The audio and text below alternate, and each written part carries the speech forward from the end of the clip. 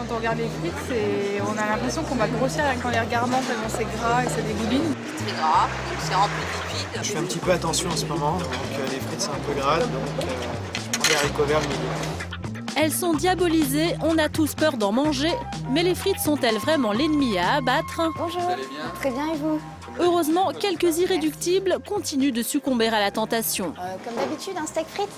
Difficile à croire, mais cette jeune femme qui n'a pas peur des frites est diététicienne. Et pour elle, pas question de se priver, tout est une question de dosage. Parfait. C'est important de se faire plaisir. C'est vrai que les frites, pas tous les jours, ça reste quand même de la friture. La friture, par définition, c'est un produit gras.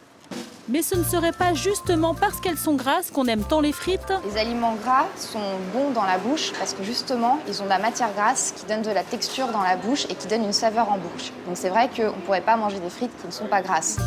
Ça tombe bien car ici, on ne lésine pas sur le gras. Et pour les secrets de préparation d'une bonne frite, rien ne vaut un petit tour en cuisine. Vous allez bien? Bien, merci et vous? Bon, alors vous préparez des frites? Exactement, oui. Dans cette cuisine, on prépare 15 kilos de pommes de terre chaque jour. La technique est bien rodée, le chef a même une astuce secrète pour des frites réussies à tous les coups, le trempage. On va les laisser dans l'eau pendant 10 heures. C'est pour les rincer un maximum et enlever l'excédent d'amidon. De façon que quand on va les cuire plus tard, que les frites ne collent pas entre elles. Deuxième astuce, une pré-cuisson de quelques minutes dans l'eau bouillante pour limiter le temps de cuisson dans l'huile. Pour finir, le passage fatal dans l'huile bouillante. Qui est chaude, qui est d'environ à 188 degrés, 200 degrés. C'est la température juste bien, parce qu'au-dessus, ça peut avoir des effets nocifs. Et donc justement, le fait que ce soit une très haute température, ça permet de les cuire moins longtemps. Donc vous les cuisez pendant combien de temps? Environ une petite minute, je pense. C'est assez rapide. Dès que ça fait moins de bruit, on sait que c'est cuit. Et voilà, c'est prêt. Et malgré tout ce gras, même Jennifer ne résiste pas. Là, ça donne envie. Regardez, elles sont belles, elles sont dorées. Il reste plus qu'à déguster alors. Salé et dégusté. Avec 30 kilos de frites englouties par personne et par an, elle reste le péché mignon des Français. Au four, à la friteuse ou au micro-ondes, il y en a pour tous les goûts. Nous sommes à Matougues, dans la plus grande usine de frites en France. Ici, on leur déroule des kilomètres de tapis rouge. Chaque jour ici, nous transformons plus de 1200 tonnes de pommes de terre qui nous permettent ensuite d'obtenir 600 tonnes de frites surgelées par jour. Pour fabriquer ces 600 tonnes de frites, 30 000 litres d'huile sont nécessaires. Car la particularité des frites industrielles, c'est qu'elles subissent un premier bain d'huile avant d'être surgelées. Une étape impossible à filmer car la zone est sécurisée à cause de la température qui monte à 175 degrés. Le consommateur n'a plus qu'à plonger ses frites surgelées dans son bain d'huile. Il obtiendra ainsi une frite avec une composante pomme de terre à 90% et 10% de matière grasse. Les frites surgelées contiennent donc déjà de la matière grasse avant de rejoindre nos rayons de supermarché, les cuisines de certains restaurants et des fast-foods. Alors, entre toutes ces frites, certaines sont-elles meilleures que d'autres pour notre santé? Nous retrouvons Jennifer, notre diététicienne. Alors, nous voilà arrivés dans le rayon. Donc il y a beaucoup de choix. On va commencer par prendre des frites qui vont à la friteuse. Elle a accepté de comparer pour nous les différentes frites du marché. Dans son panier, frites pour friteuse, frites au four et cerises sur le gâteau. C'est bon, j'ai mes frites fast-food, on peut y aller. Nous sommes chez Jennifer. Le test va enfin pouvoir commencer. Première candidate, les frites pour friteuse. Or, qui dit friteuse, dit huile. On évitera plutôt l'huile de palme, qui est plutôt néfaste pour la santé, et la végétaline aussi, qui n'a pas de très bons effets sur le cœur. Deuxième candidate, les frites au four. Ce sont les mêmes frites surgelées, mais la cuisson au four leur épargne un deuxième bain d'huile. Alors, ça paraît pas mal là.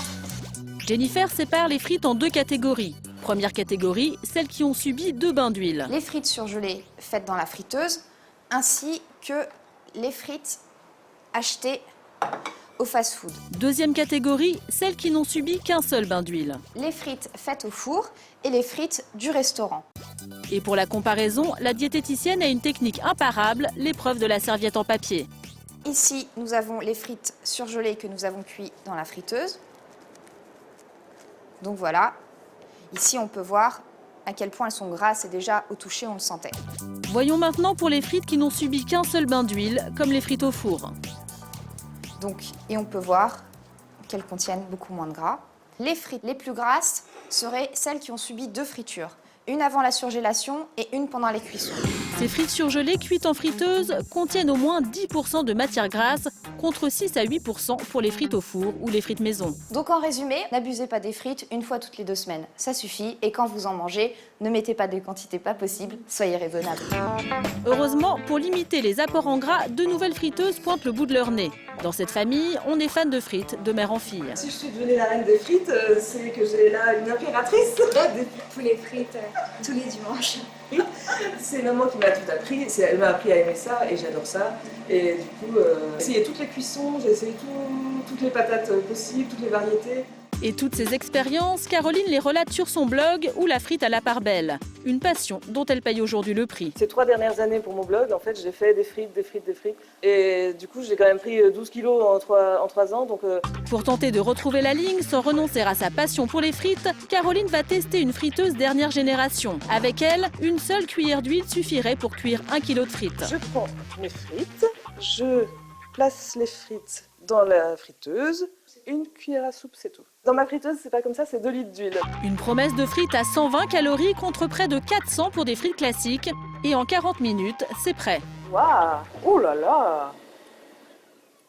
Très doré. Je n'en reviens pas. Je suis très impressionnée, franchement. Visuellement, Caroline a l'air séduite. Mais qu'en est-il du goût?